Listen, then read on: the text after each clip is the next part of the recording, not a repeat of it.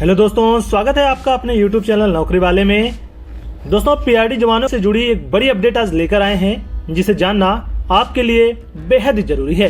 दोस्तों, इस खबर को बताने से पहले एक छोटी सी रिक्वेस्ट है आपसे कि अगर आपने अभी तक नौकरी वाले चैनल को सब्सक्राइब नहीं किया है तो प्लीज सब्सक्राइब करें और बेल आइकन को प्रेस कर लें, क्योंकि पीआरडी जवानों से जुड़ी हर एक छोटी से छोटी और बड़ी अपडेट सबसे पहले हम अपने चैनल पर लेके आते हैं।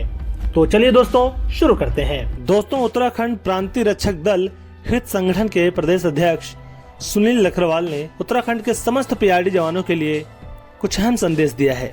वो संदेश क्या है, हम आपको विस्तार से बताएंगे, तो पूरे वीडियो पर बने रहें, वीडियो को लास्ट तक देखें और बिल्कुल भी स्किप ना करें। तो दोस्तों, सबसे पहले आप सुनील लखरवाल जी ने क्या कहा है उसे ध्यान से सुनिए। उत्तराखंड राज्य के समस्त प्रांतीय रक्षक दल जवानों को प्रदेश अध्यक्ष सुनील लखरवाल का सादर व प्यार भरा नमस्कार।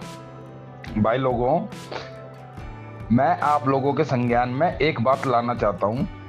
जिस तरह से पीआरडी जवानों के साथ अन्याय, शोषण, भ्रष्टाचार और उनके हितों का हनन होता जा रहा है, दिन प्रतिदिन प्रांतीय रक्षक दल जवानों के साथ हनन, शोषण, भ्रष्टाचार के अलावा कुछ नहीं हो रहा है। अभी एक नया डिसीजन आया है 570, जिसके लिए हमने एक पिटीशन माननीय नैनीताल हाई कोर्ट में दर्ज भी कराई है, जिसपे कुछ समय में स्टे होने वाला है। और दूसरा, मैं जवानों से यह कहना चाहता हूं कि जिस तरह से ग्रुपों में बात चलती रहती है कि एक विशाल धरने का आयोजन हो, धरना प्रदर्शन होना चाहिए, बिल्कुल मैं आपकी बातों को बिल्कुल एग्री करता हूं और मैं आपकी बातों का बिल्कुल समर्थन करता हूं। प्रांतीय रक्षक दल हित संगठन और प्रांतीय रक्षक दल जवानों के हक अधिकार के लिए एक विशाल धरने का आयोजन होना चाहिए और विशाल धरना प्रदर्शन व रैली होनी चाहिए, क्योंकि पीआरडी जवान दिन प्रतिदिन पिछड़ता जा रहा है। पीआरडी जवानों के हक और अधिकार को दिन प्रतिदिन खत्म किया जा रहा है। पीआरडी जवानों की मूलभूत आवश्यकताओं की पूर्ति करने के अलावा पीआरडी जवानों के साथ 570 का एक नया मुद्दा सिर पे लाके रखा है, जिसका पीआरडी जवानों को कोई फायदा है ना कोई बेनिफिट है। लेकिन पीआरडी जवानों को 17,000 तनख्वाह मिलती थी, अब 570 कट जाएंगे, अब 16,500 मिलेगी। मतलब कितना बहुत बड़ा दुर्भाग्य। अपने हितों का हनन देखिए मेरे भाइयों, कितना बड़ा दुर्भाग्य कि पहले मिलती थी 17,100, अब मिलेगी 16,500। प्रमोशन की जगह डिमोशन।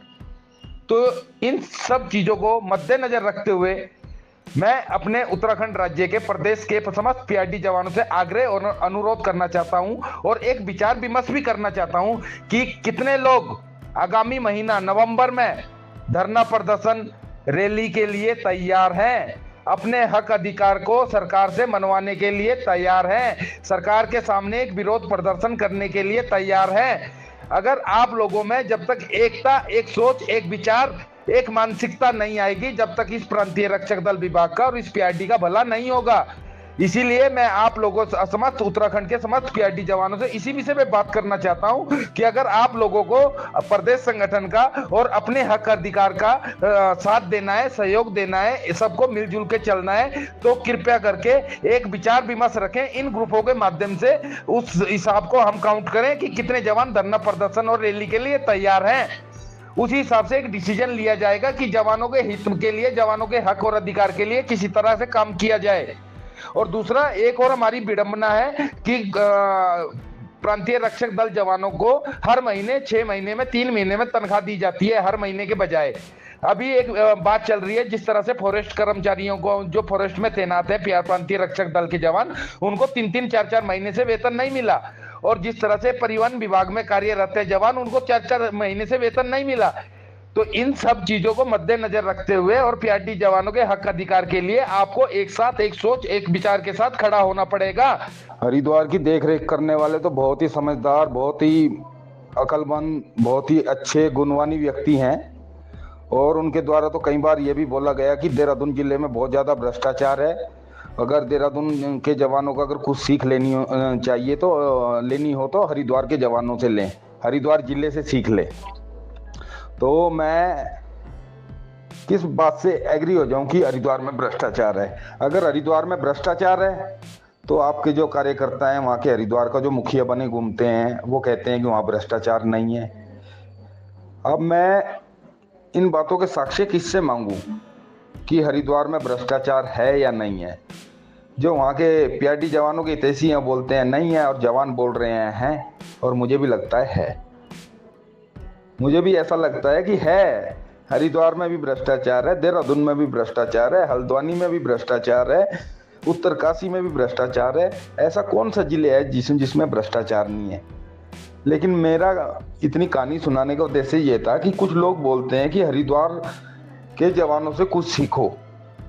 अब हम उनसे यह पूछना चाहते हैं जो यह बोलते थे कि हरिद्वार के जवानों से कुछ सीखो, तो मेरे भाई जरा ये बताओ कि हरिद्वार के जवान इस तरह से परेशान क्यों हैं? इनकी व्यवस्थाओं की पूर्ति कैसे होगी? इनको इन भ्रष्टाचार से निजात कैसे मिलेगी? इन जवानों के साथ न्याय कैसे होगा? इन जवानों की मूल आवश्यकता की पूर्ति कैसे होगी? इन्हीं बातों के साथ आपके प्रदेश अध्यक्ष सुनील लखरवाल का आपको जय हिंद, जय भारत, जय उत्तराखंड। दोस्तों आपको वीडियो पसंद आया हो तो लाइक करें, इसे अपने ग्रुप में शेयर करें। पीआरडी जवानों को सपोर्ट करने के लिए कमेंट में जय हिंद जरूर लिखें। दोस्तों आज के लिए फिलहाल इतना ही, फिर मिलेंगे अगले वीडियो में एक नया अपडेट लेकर। तब तक के लिए जय हिंद, जय भारत।